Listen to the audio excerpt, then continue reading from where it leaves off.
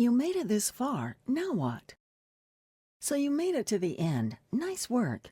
I sincerely hope you found this book useful. I realize it's a little different.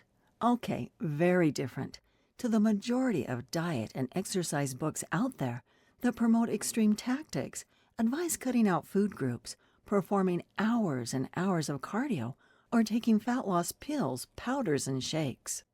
The thing is, as we discussed at the beginning, any methods like that just don't work long term. Sure, you lose some weight in the beginning, but your mood drops, you get hungry, tired, lethargic, cravings go through the roof, and you become miserable.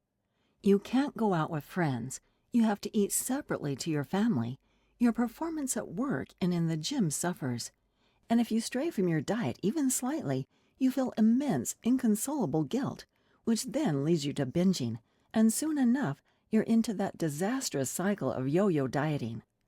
I'm painting a bleak picture here, but this is what it's like for many women out there, and I don't want that for you.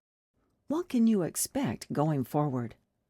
A lot of the females I work with and who read this book ask me what they can expect in the coming weeks and months when following everything outlined here.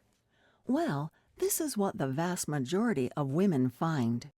Week 1, your motivation levels are high and you're buzzing because you've finally found a plan that doesn't make you tired and miserable. Week 2, you're progressing well, but there's a little doubt in the back of your mind that the weight loss isn't as fast as it would be with a crash or detox diet. I say this to be 100% honest with you. As we said earlier, an extreme diet might result in 5 to 8 pounds of weight loss in the first 2 weeks, whereas here we're looking at between 2 and 5. Stick with it though. Any kind of weight loss at this stage is fantastic, especially when you consider you're not banning any foods and what you have lost is purely body fat, no muscle wastage or water loss. Week 4. You're loving it. You've lost another 2 to 3 pounds and can't believe dieting is this easy. You now see exactly why this way of doing things is so much better than a crash diet. Week 6. The weight loss is consistent every single week now, and you're getting compliments from friends, family, and colleagues. You've not had to turn down a single invite for a social event, and your clothes are fitting so much better. Week 8. You're amazed that you've stuck to the plan this long, as in times gone by, you'd have fallen off the wagon well before this point. Week 10. Bad news. New wardrobe time. Hey, it might be a little expensive, but you're noticing huge changes in your physique, and that calls for new clothes. Keep going and stick with it. From here on in, most women have achieved the body they want, as 10 weeks is enough to lose up to 20 pounds of pure body fat. If you want to lose more, blast extra fat, and tone up even further, then all you need to do is keep following the guidelines and you'll get there. If, however, you've reached the point you want to get to, it's simply a case of maintaining that. To do this, add an extra 200 to 300 calories onto what you've been eating to lose fat, and cut out a cardio session too.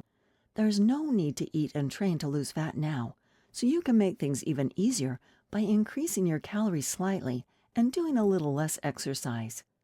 Let's be clear here. You may have a few ups and downs, and it won't always be smooth sailing. I'm not saying you'll never want to go over your calories. You won't always hit your protein intake, and there might be times when you get home late from work and don't make it to the gym. But that's okay. Just think, if someone who was 100 pounds overweight ate one healthy meal and went for a jog, they wouldn't suddenly lose all that body fat and supercharge their fitness, would they? It's the same with you. 1 or 2 bad days and a couple of missed workouts don't mean you've lost all your progress. This is all about getting into healthy, sustainable habits and being consistently good, not perfect. I'd rather you were 80% good 100% of the time than tried to be perfect 24/7, then felt overwhelmed and crumbled. It's a hard concept to grasp, especially when the mainstream media and fitness gurus often tell you that dieting has to be all about sacrifice and training has to be hardcore, but it really doesn't. I promise you, if you follow the practices in here, stay consistent, and keep accountable, you'll get to exactly where you want to be. Work hard and stay on track, but be kind to yourself, and for the first time ever, you can have fun while losing weight.